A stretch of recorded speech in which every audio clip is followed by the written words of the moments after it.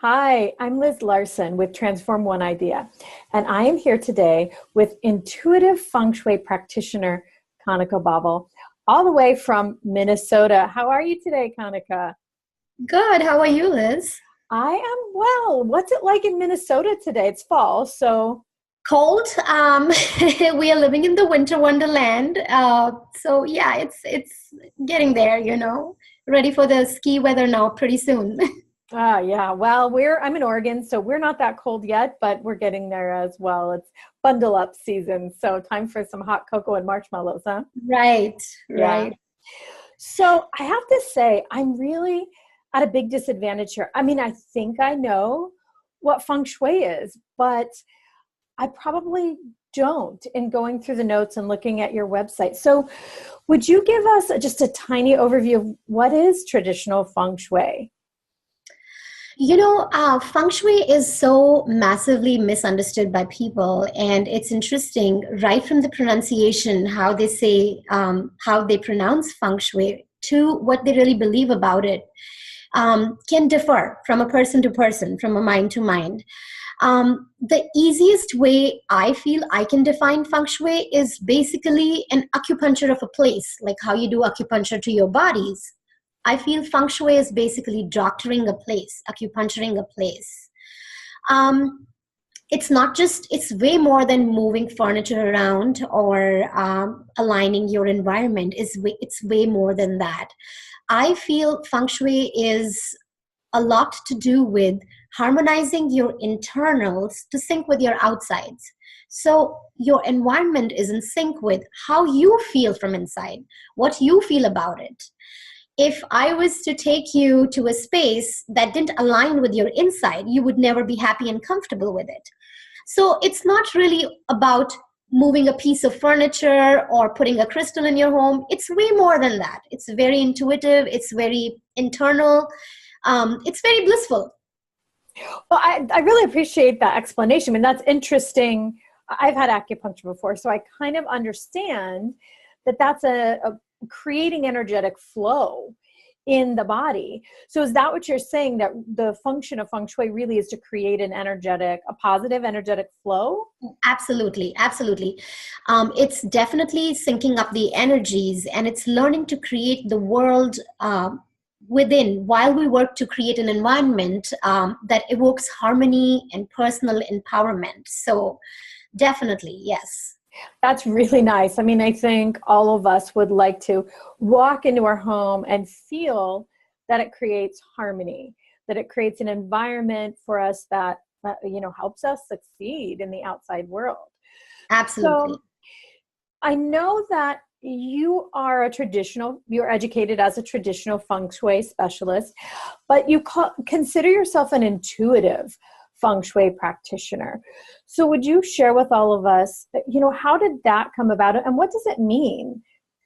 I this is what I feel. I feel we all are intuitive, and just like any other science or art, feng shui has an element of intuition. The best way I like to describe this to people is: does your home really make you happy? Do you feel comfortable in your surroundings? That's your intuition telling you what you really want from your home. If you can come back at the end of the day to a home that is peaceful and happy, and you feel like, wow, this is where I want to be, I don't want to go anywhere, I want to relax in my bedroom or my living room, that is basically intuition playing a part in your home design. It's what is affecting you. Intuitive feng shui is basically also what I feel, bringing in your intuition into feng shui. What feels good to you does not need to be really corrected, and that's how I feel about it. If there's a plant sitting on your kitchen counter and you feel like, but the feng shui practitioner told me that I shouldn't have plants here, but that plant really makes your day early in the morning, it cannot be bad for you. So that is what intuitive feng shui is. It's basically harmonizing your insides with your outside and intuition plays an important role in it. So you go by what you feel about your home, not just what is written in the books about how you should do your home. I love that. I think that makes it softer in a way. I think there is maybe it's a true conception of traditional feng shui, or maybe it's a misunderstanding, but that things have to be especially in a certain way or it's out of alignment. And I love that you're saying that if it feels good to you, if for you it creates calm or peace or happiness, then it's correct. And I think that's a wonderful thing. It prevents it from being maybe cold, maybe sterile, maybe Right. maybe just the science aspect without the emotional piece. So I love that you bring that together. Right. So how did you discover that this was how you functioned as a practitioner, that from the intuitive place? I think it happened very naturally. I do not even know when I started really doing intuitive feng shui, because to me it was all about what my clients feel happy about. So it's my intuition coupled with their intuition. I talk to them. I understand what they're looking for. And it cannot be something drastic like changing your furniture overnight or changing the colors of your wall. It has to be peaceful to their souls. And so I realized that doing intuitive feng shui was so much more better than doing just traditional feng shui, because that way you're really reaching your heart and your soul. And when a person comes back to their home at the end of the day, they feel it, they connect with their homes. So I feel there is no other way to do feng shui but to do intuitive feng shui. That is the only way to go about it. It sounds right to me. So I can see behind you there's a piece of artwork.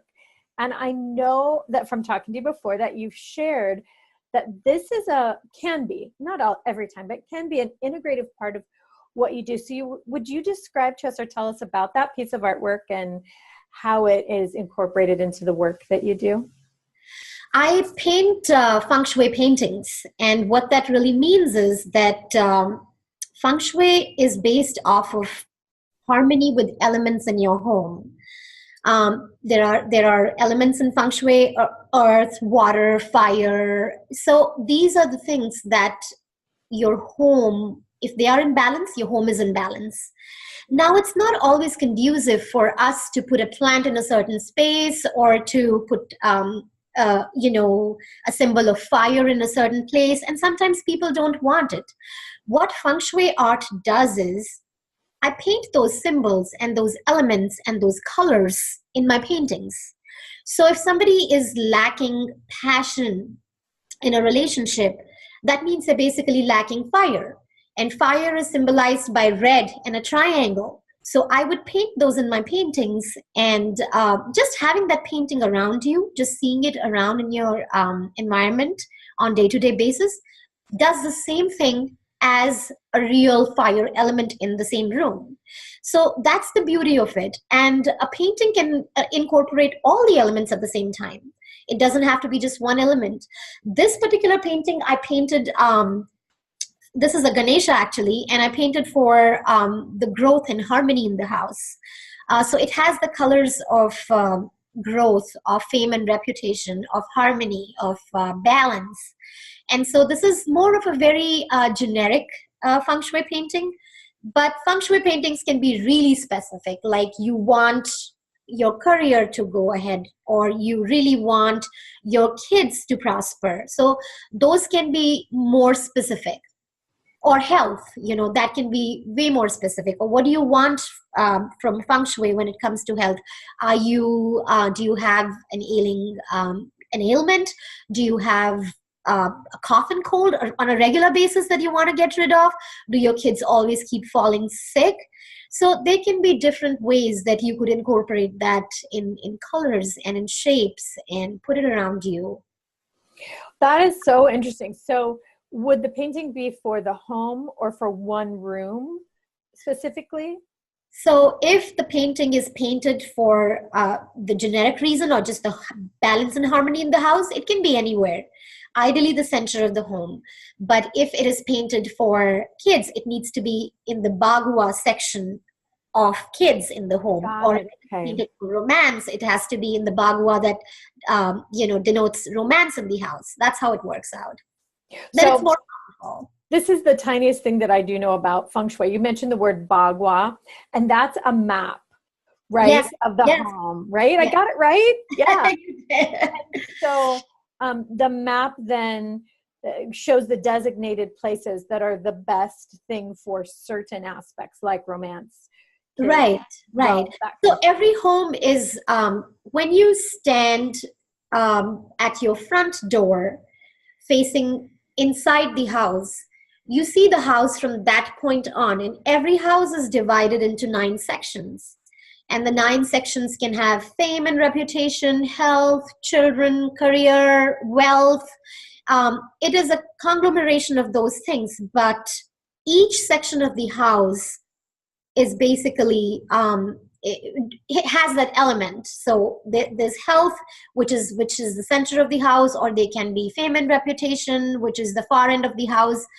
So that's how the house is divided. So when I am working with my clients and I'm working on their relationship, I work on that part of the house that denotes relationship in the house as per Bagua.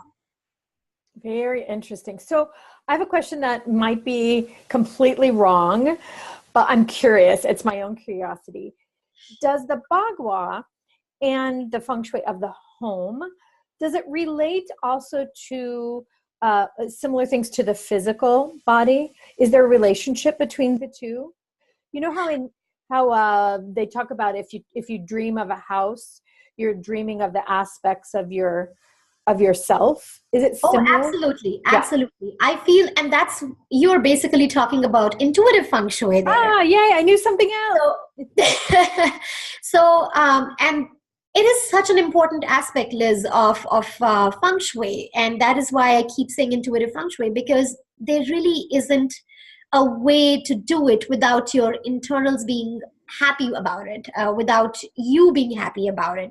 So definitely there is a huge sync between your home and your heart, and that is intuitive feng shui, in fact. Yeah. Very interesting. So this leads me to my next question, which really was so interesting to me, is you do home naming. And that really sparked my interest, that what is it and why is it important? And also I just wanted to share with you, as we talk, I'm really starting to understand why our home in a way needs to be happy and healthy and comfortable, and why feng shui might be important. So share with us, if you will, about home naming. Absolutely. Home naming ceremony is actually my favorite ceremony in feng shui. I love, love, love it. And the reason I love it is because it is very, very intuitive, and it really connects you to your home on a very different, connects you with your home on a very different level. Home naming basically means you're considering your home to be a person.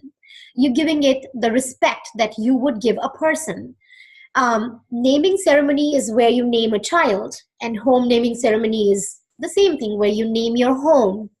And it can be as simple as just thinking of a name and meditating on it for 30 seconds and saying, this is what I want to call you, my home. This is what how I want to address you. And before I go further into it, let me share a little story about my own journey with home naming ceremony. I moved into this home at the beginning of this year, so very recently. This is a newer home, and the day we saw this home, I knew what I was going to name this home. And the day we came to, we didn't even know if we were going to close on this home or not, but I knew that this is what the name of this home was going to be if I had it. And I enjoyed it. I meditated on it, and I named the home. And you feel, the home starts to respond back to you if you give it that respect that you would give an individual, or if you give it that honor that you would give a person. So basically, naming a home is basically giving honor to your home. Now, there can be many facets to it, and one of the most interesting things is how do you honor your home? It's not just naming it. Naming is just the beginning of it. You honor it by respecting its space, by keeping it decluttered.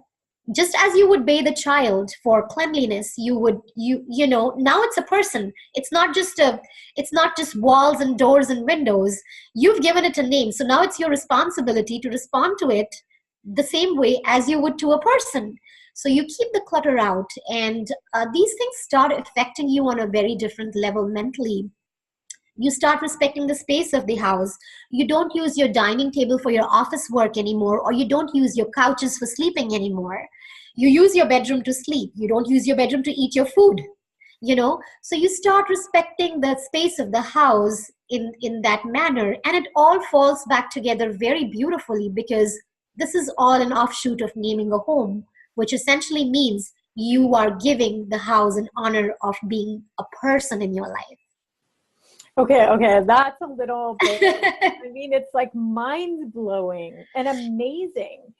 So, is it my understanding this would kind of be a starting place for a person to begin to see their home in a different way, to have respect and honor for the space? I mean, I think that's huge. As Westerners, we do not think of our homes in this way. Right. And you know, true. I feel this could definitely be a starting point, or it can be somewhere down the line. You know, you have to feel right about it, and you have to feel ready about it.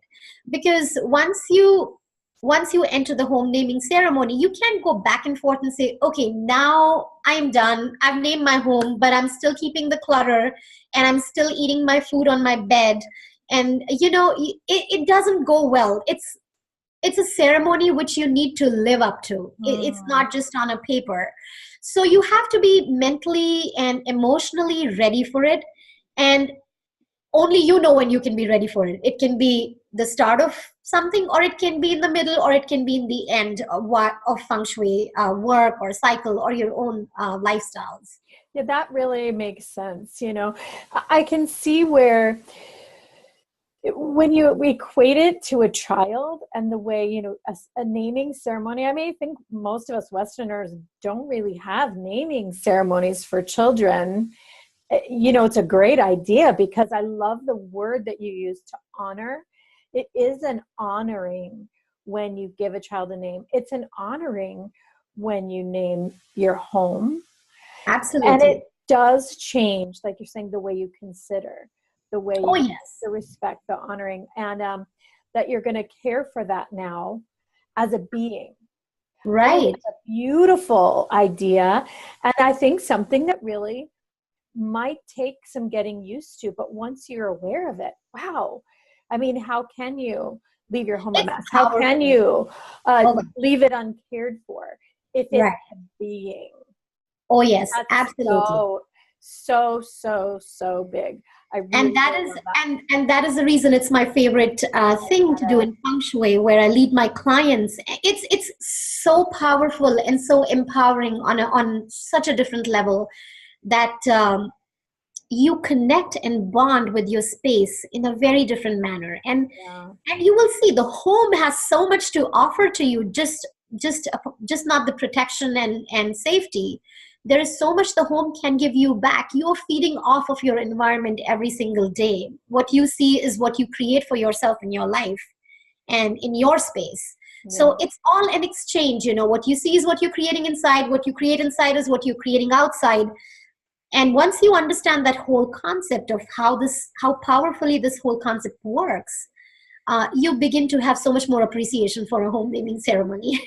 Yeah, I mean, it's really beautiful. And I can understand that, you know, if you're nurturing your home in that way, then your home can nurture you so much more. That's really beautifully said. Yep. Yeah, I really appreciate you sharing that. Thank you so much. It's really, for me, it's huge. For those of you who know me, my work is one small shift creates the biggest change.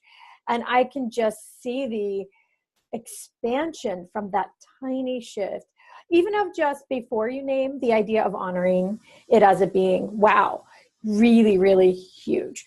So let's say that a person wanted to have this, talk to you about home naming ceremony. Do you guide them through a meditation? How does it work for you to help someone with a home naming?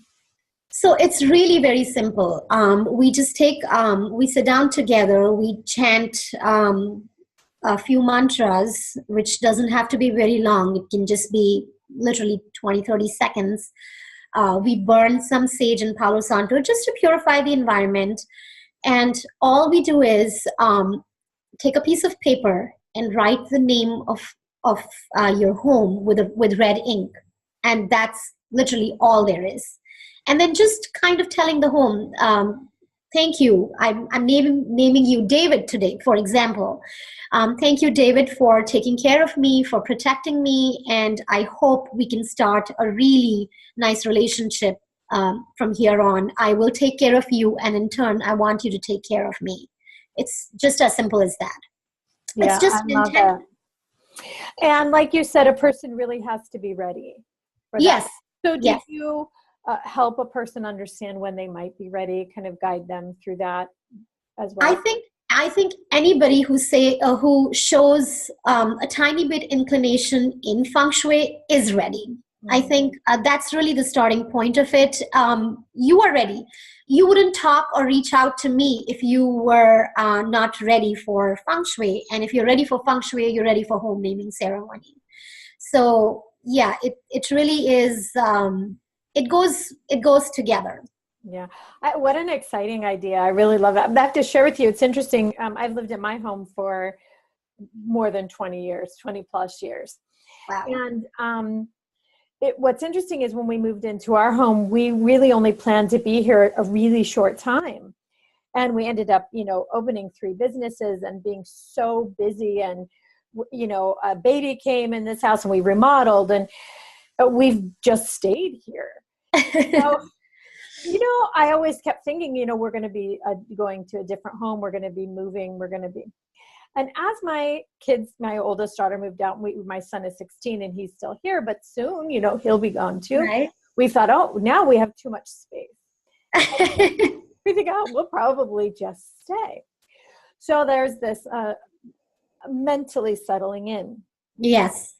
And so our home has, I love to garden, and we have mimosa trees. Ooh. And we got one as a gift many, many years ago. It was a root stump, the ugliest thing you've ever seen. I never thought it would live. And this beautiful mimosa came out of it. So a mimosa tree has these very delicate little leaves. They pray at night. There's this pink fluff that smells like heaven. So I really, really love them.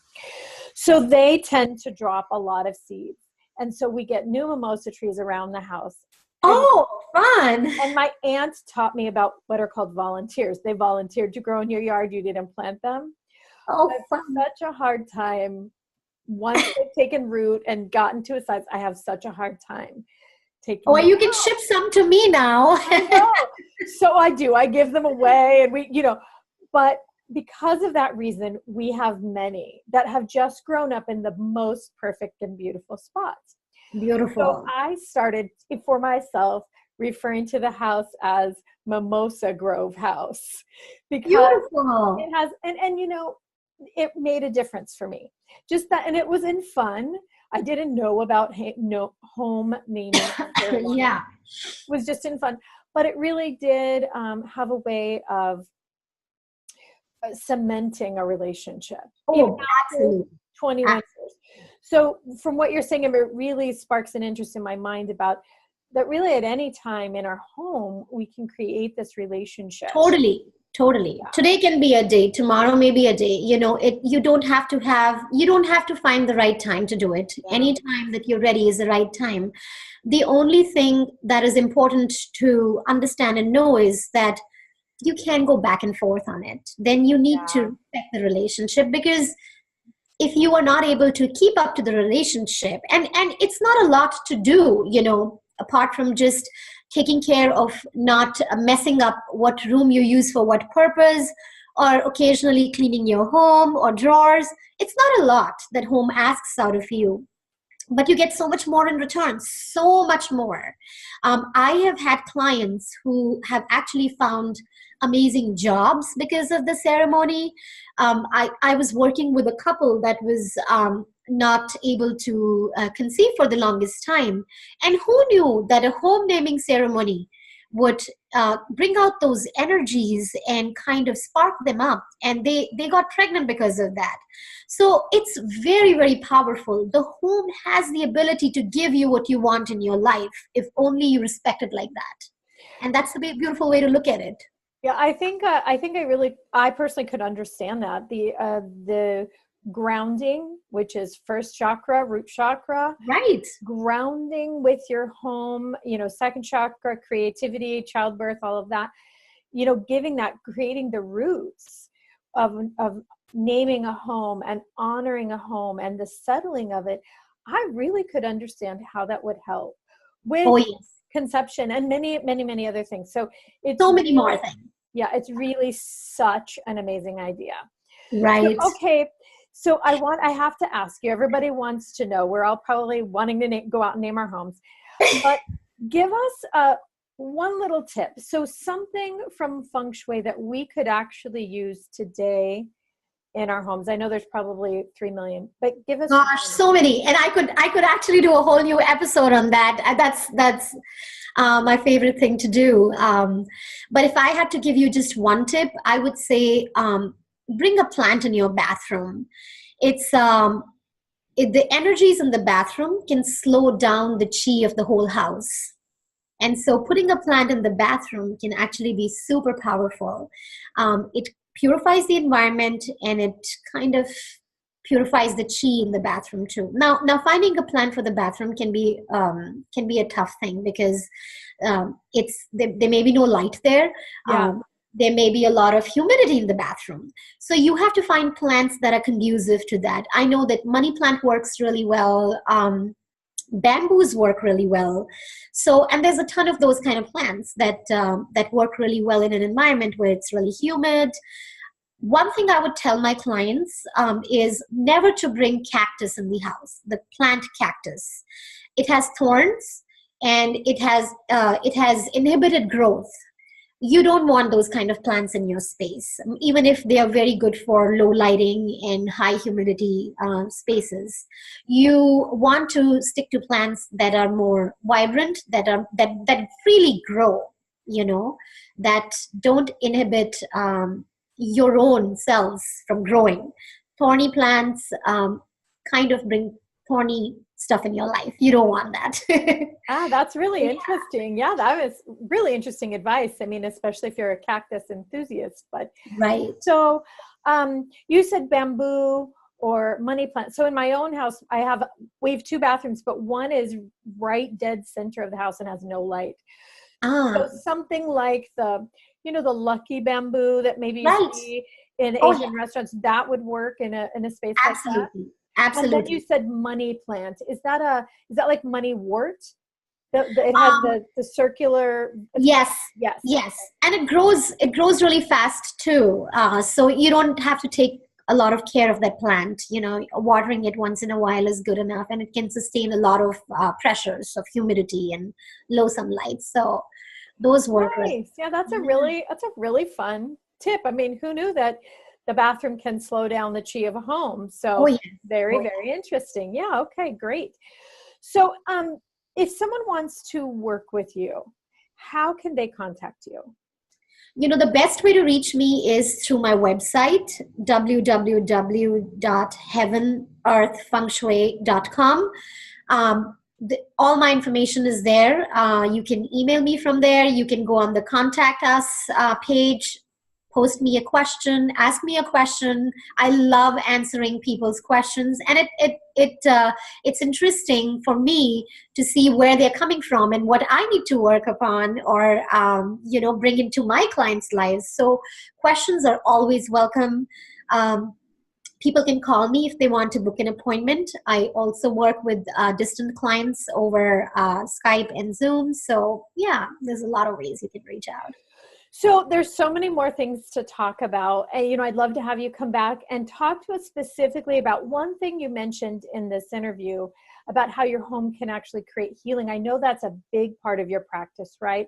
Right. Helping heal illness and create well-being. So I'd love to have you come back and talk about that as well. I know that you're also have some very interesting ideas about ADHD, calming the Oh, home yes, for children. absolutely. How color and light therapy are helpful to children. I mean, those are fascinating ideas. I can only imagine how having that peace in a home would help a family struggling with ADHD. So Oh, there's absolutely. so many things to talk about, but the next time it would be wonderful to talk about how the home can really help you heal from illness. So I want to thank you so much for being with us. I think my mind's blown. I'm sure that our audience has so many questions and so many new ideas. So this is, again, Kanika Babel with Heaven, Earth, Feng Shui, correct? Yes, that's correct. Heaven, Earth. In the heaven, and it's not heaven and earth on the website. It's Heaven, Earth, Feng Shui. Feng Shui is FENGSHUI. We'll, of course, give you the link below. Gosh, I'm just so excited to talk again. This is a fascinating subject. Thanks, Absolutely. Kanika. Thank you for having me here, Liz. Yeah, thank you. So again, this is Liz Larson with Transform One Idea, where the idea is that one small shift can create the biggest change. And today, I think we have learned one amazing small shift that really has the potential of changing everything. Thanks, everybody, and we'll talk to you again really soon.